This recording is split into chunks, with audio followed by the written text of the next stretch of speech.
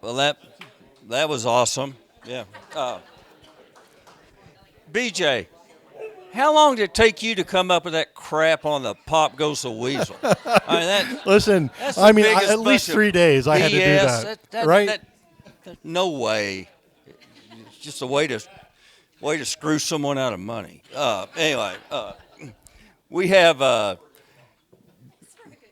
yeah, Doug Aichele here with us from originally Long Island, New York. He did his undergraduate, graduate, and doctorate degrees at the University of Missouri in mathematics, where he also wrestled at 157.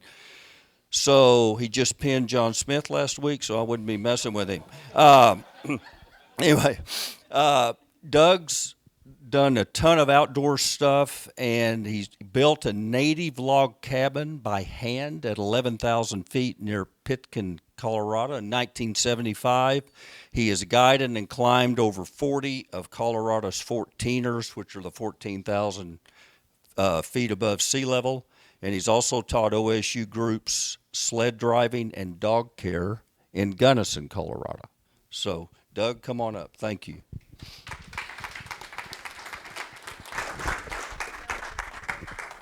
Thank you. I got to get hooked up here. There's my handler. How do we turn the volume up? You're good. You're good. Is the volume good? Yes. Put that in your pocket. All right. Can you all hear me? I don't normally need a microphone because I'm pretty loud. I also want to introduce my partner in this gig, and that's Gabby here. And she's been talking more than I have.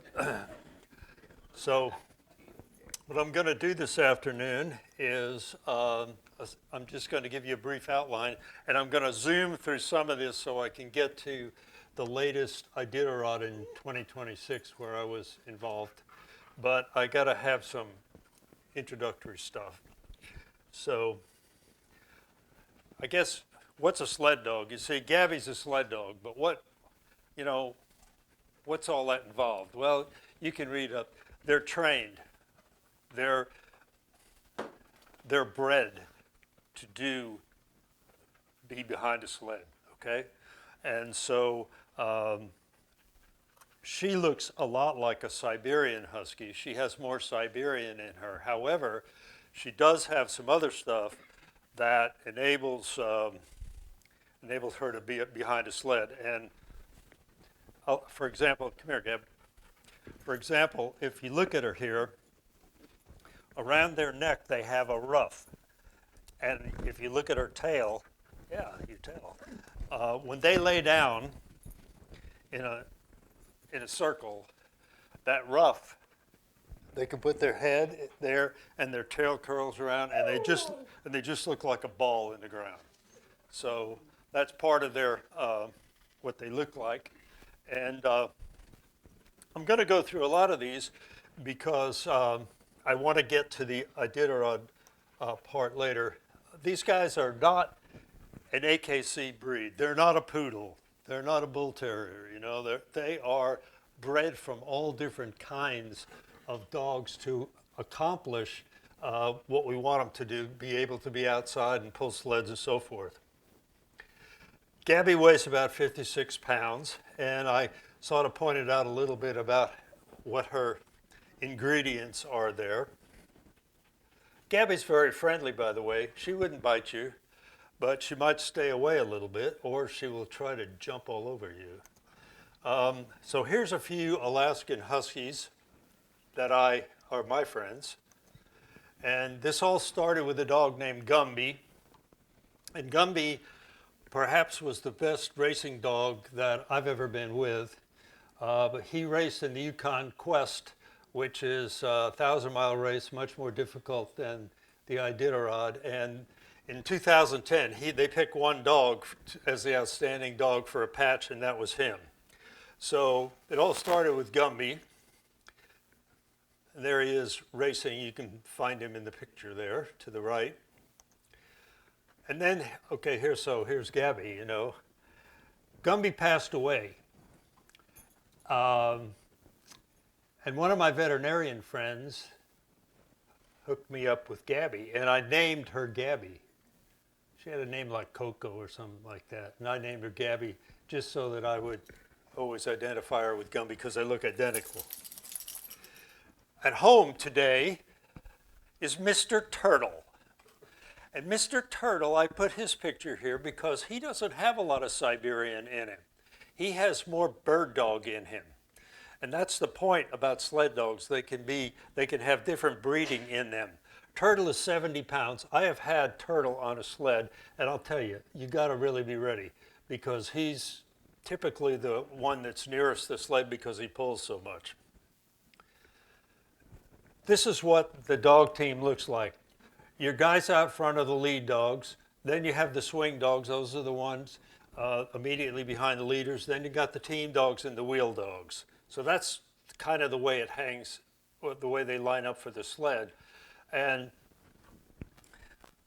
people always ask me questions, well, how do you get a lead dog? What's a lead dog? All dogs are trained to be lead dogs. Some dogs are better than others, and some dogs just will always be leaders, and others will not. The swing dogs, the leaders, like in the Iditarod, the leaders have usually been on the trail and done the Iditarod an earlier time, so they know the trail. That's kind of an important thing. And so you got your leaders, and then the dogs right behind the leaders are the swing, and they guide the team dogs. That's the ones behind. And the wheel dogs, you know, they're directly hooked up with the sled. They pivot the sled, and they're the biggest and strongest. I'm going to tell you a little bit about the Iditarod as a race because there's a lot of neat Oklahoma stuff that you might not imagine would be the case because you say, oh, the Iditarod's in Alaska. Well, we'll see. In 1925, in Nome, there was this epidemic, and they had to get the drugs there, and you can't fly, you can't boat, you can't drive, whatever. So they pulled the diphtheria treatments by sled dogs. And the guy who had the leaders of the sled dogs is Leonard Seppala. And here you see him with two dogs. Everybody's heard of Balto. Everybody's seen the movie Balto, blah, blah, blah. But Togo was the real leader. Of the approximately 1,000 miles to get the serum there, Togo was 200. But Balto got picked because he was the first dog into Nome. So, and there's a picture. I love Togo. Togo's cool. And there are statues around the country of Balto. There's one in New York City of Togo, but this picture of Togo is in the Iditarod headquarters, and he's stuffed. I took that picture one time when I was up there. He's a lot smaller than he looks in the other picture because he stuffed it. All right, now I want to tell you about Joe Redington. So historically, the Iditarod was getting the serum to Nome, but then in 1975, a guy who moved to Alaska with his family decided to make a commemorative race for this. This guy was Joe Redington. And Joe Redington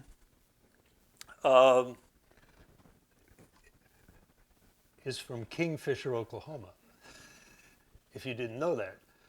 Joe Redington, Kingfisher, America, right? 40 miles down the road. He and his brother and their wives moved to Alaska from there. And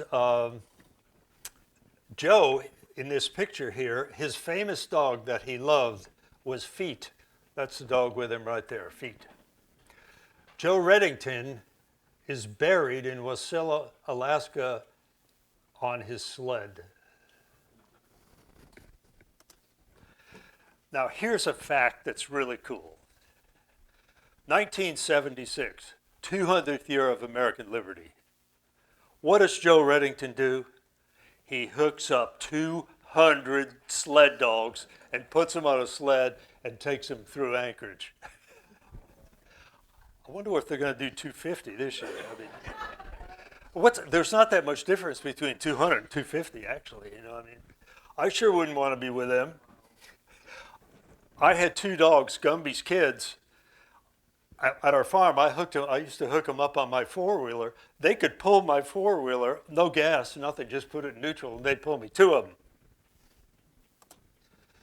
So Joe Reddington, while he started this, no member of the Reddington family had ever won the Iditarod. I mean, here's this guy, he starts it, right?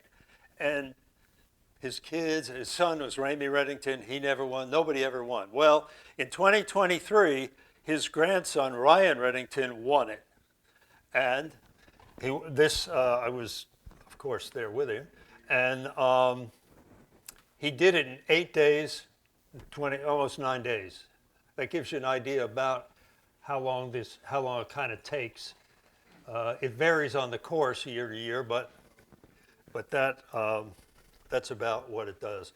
I've known Ryan for years, and one of the sled dogs, I put this in here because I wanted to show you another example of an Alaskan Husky. This Alaskan Husky is the clone of my turtle. They look identical. And Bolt was on Ryan's winning team.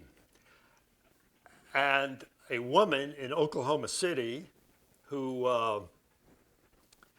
actually does Ryan's taxes, coincidentally, that's their connection, he gave her Bolt. And so she called me and she said, do we know a good veterinarian and so forth? So I said, well, the only place I ever take my dogs is OSU with Dr. Sipp. And so Mr. Bolt comes up to Stillwater regularly to get his treatments at our vet school. And that's a little picture of him right there. And he says hi to Ryan. So I'm not going to go through all these facts, but there's a couple of interesting things about the Iditarod. You know, what was the fastest winning time? So the only time was like 7 days and something. That was the COVID year where they changed the route. So you can't really say, can't really compare times.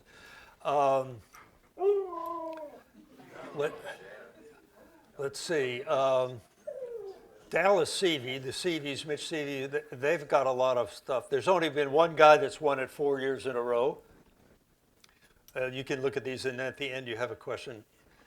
We can talk. But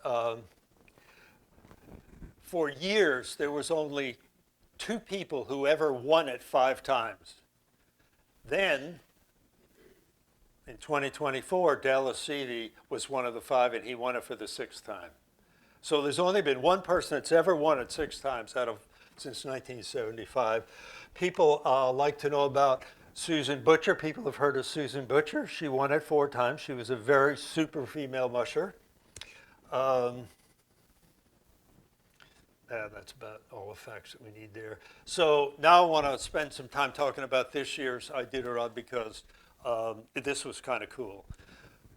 First of all, let me tell you, I've been to a lot of the Iditarods. I have run dogs on the trail. I have never run the entire race, so I want to make that clear. In the last many years, I have been chosen to be on what they call the trail crew. The trail crew consists of 5 people. And I'll show you a little more about what we do later on, but essentially you do everything. You're on the trail, you're at the checkpoints, you're out there in the middle of nowhere, you get to enjoy the cold. So last year, I was at a place called Grayling, and last year at the Iditarod, there was no snow. So when they started the race, they had to change the race routes because there was no snow. I was at this place, they put me at Grayling, which was one of the checkpoints. It turned out to be the most horrible checkpoint. The teams had to come in and out of us twice. It was really bad. But the mushers chose us as the outstanding trail crew, which is a nice honor. This year, there was lots of snow. And I was at a checkpoint you'll see in a few minutes. We had lots of snow. The weather was great. The coldest it ever got was minus 33. It was shirt sleeve weather. I mean, it was unbelievable. And I took that picture one morning in the dark at a temperature gauge. This was the 54th running of the Iditarod. There were 34 teams that started and 29 finishes. That means 5 dropped out along the way.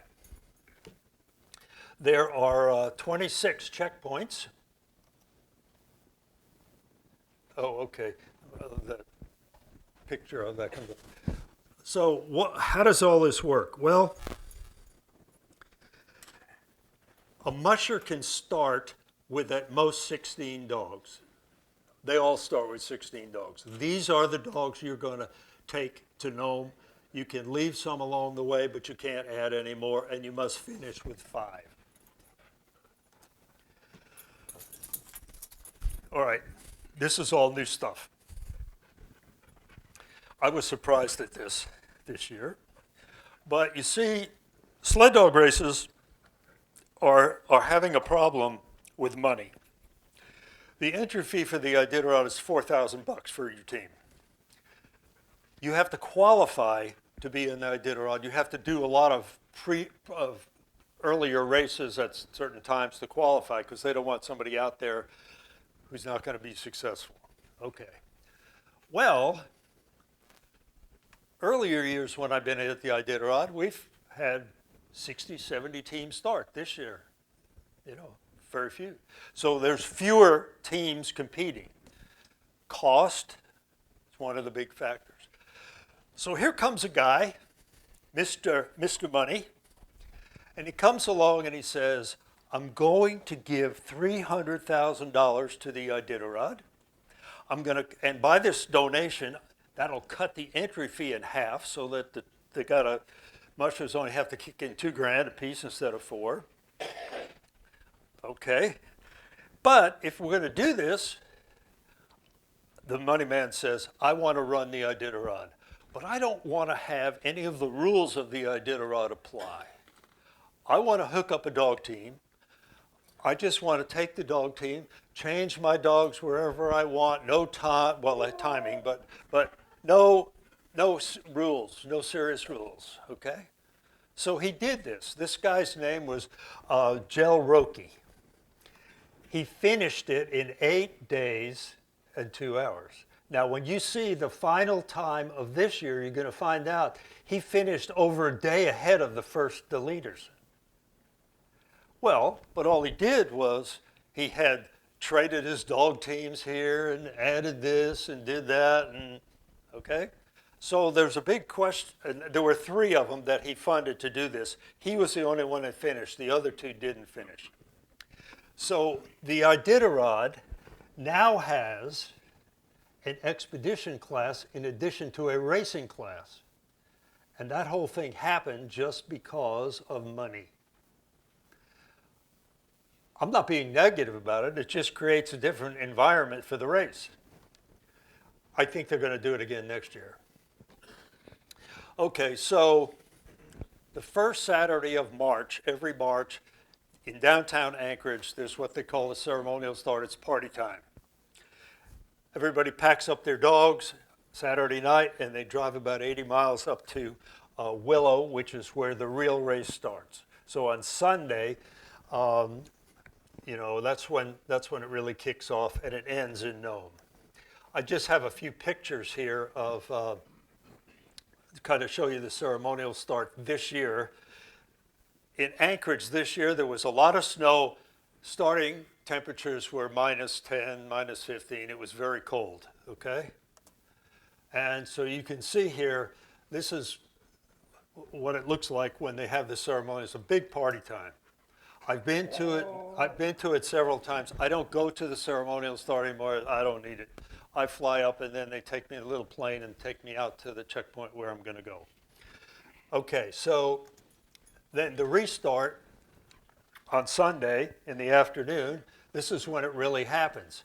This is not a party. This is where the mushers hook up the 16 dogs and they are taken off and the clock starts. So there are 3 required stops that mushers must make along the way. One of the stops is they must stop for 24 hours. They have to pull into a checkpoint and say, I'm going to stay here for 24 hours. One of the other stops is when they get on the Yukon River, they have to stop for 8 hours. And then finally, when they get to the second last checkpoint, they have to stop for 8 hours. So there's 24 and 16. There's a total of, 2 8s and a 24 where they must stop, but the clock's still running. Here is the map. Now, you can see Anchorage there, and this is an even year 2026, so you can see that when you get to Ophir, you go to the right and you go up and around and then you go to Nome. Last year, when you got to Ophir, you go south and around and to Nome. So the trail is different on odd and even years. Last year, I was at Grayling, which you can see on the lower route, and this year you'll see I was at Takotna. So now I'll tell you a little bit about Takotna. Takotna is a cool place. I'd never been there before.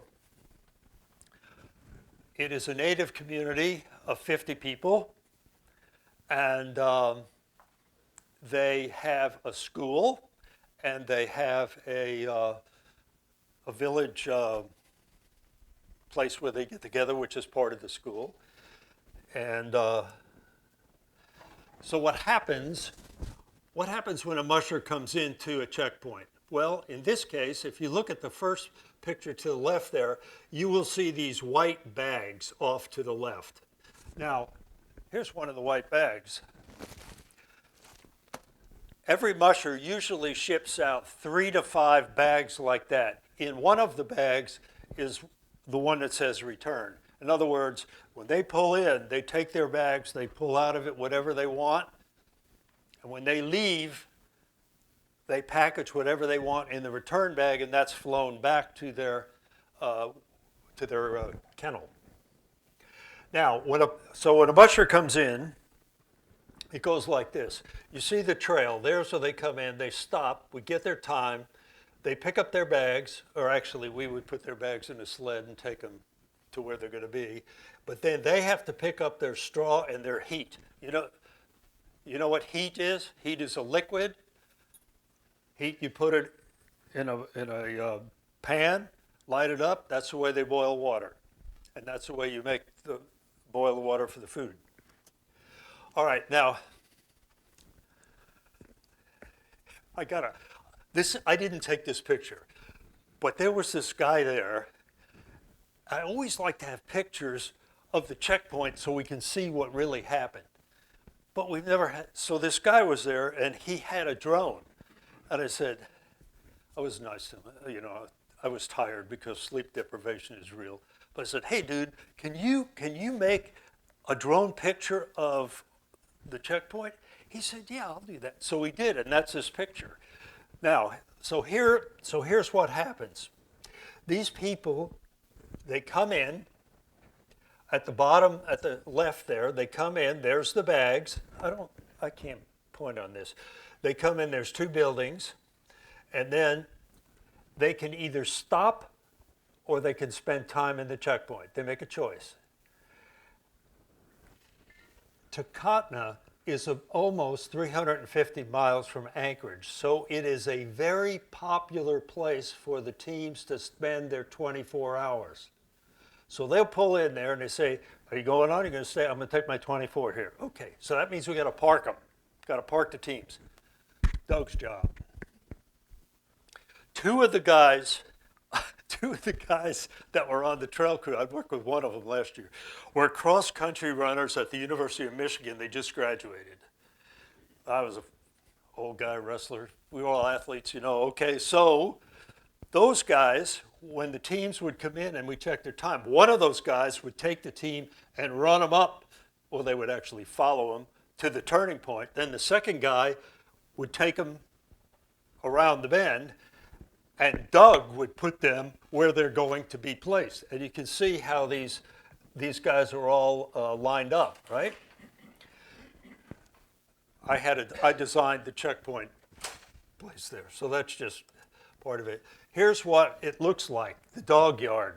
So I used to design the dog yard. Well, a lot of these guys come in and the dogs, they're in a line, so they stake them out in the front, they stake the sled down, and then they take the straw that we give them and they throw it under, and then they feed them and all that. Well, look at the picture to the right. What a mess, right? It's all got to be cleaned up later. That's part of the trail crew. This is another view of what the dog yard looks like.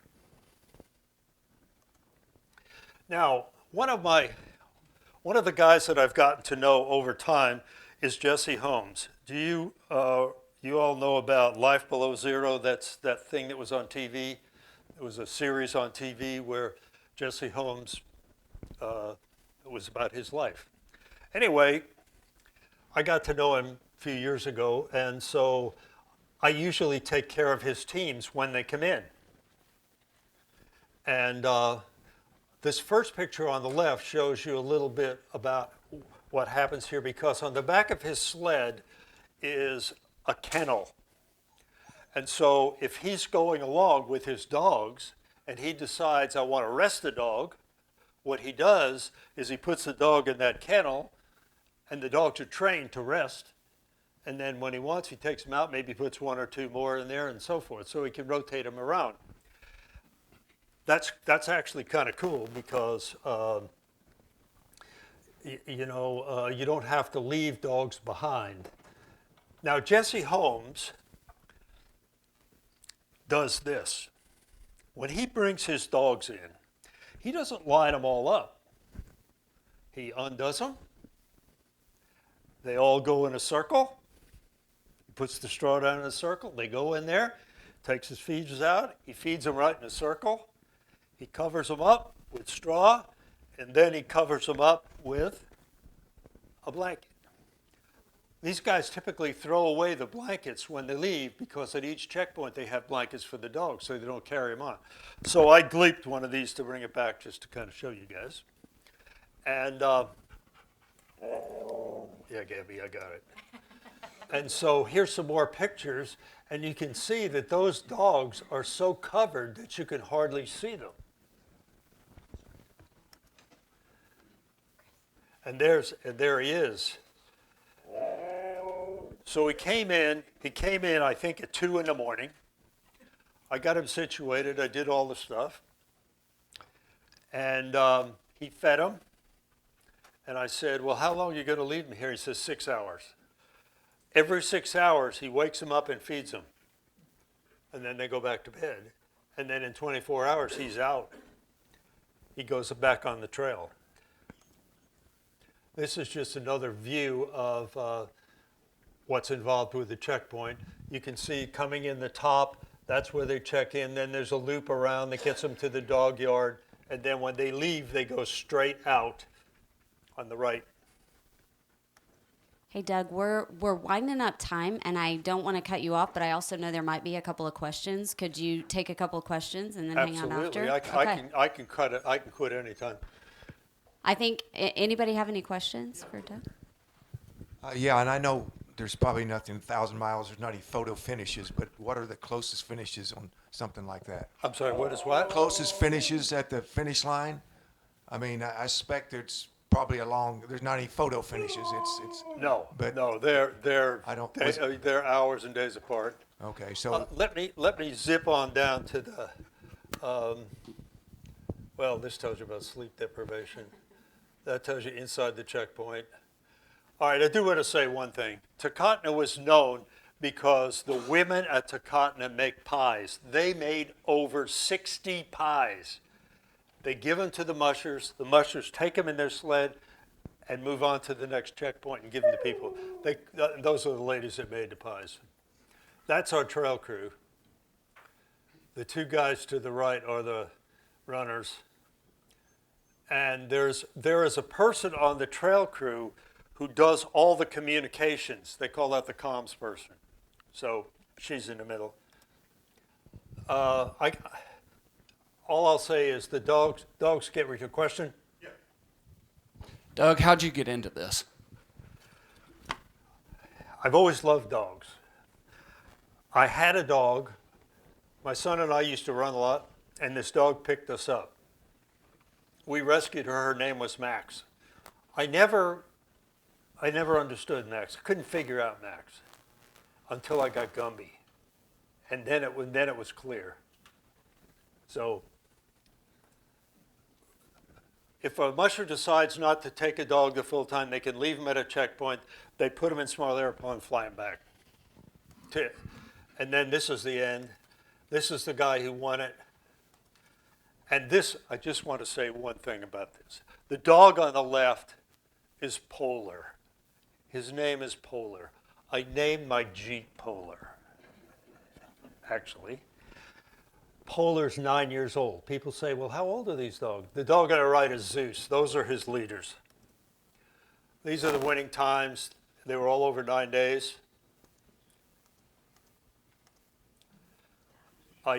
This is the 17th year I've been at Westwood Elementary with my dogs. That's a highlight of my going. Vulcan, Vixen, Rico. That guy knows Rico. He helped me with Rico once. All right, now I want to, how do I do this? Ooh, I don't know. I want to I pull, don't see it's it a play. video. Do you see it? Okay, down arrow.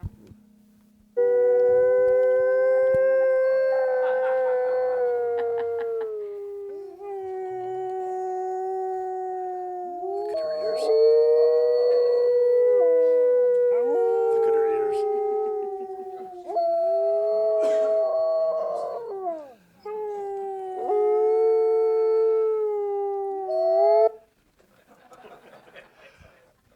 I took that video several years ago. I was at a checkpoint. I got up. It was barely light. The return dogs were there. I walked outside. I looked, and one of them went, "Rrr," and I got my phone out, and I took that video. Thank you all. Thank you so much. Oh, by the way, I have, for my handler, I have a dog booty. Oh, what? Thank you. I'll trade you. Here's Gabby. You better She's believe very I'm strong, taking by the Gabby. way. My chair almost went over once. Thank you.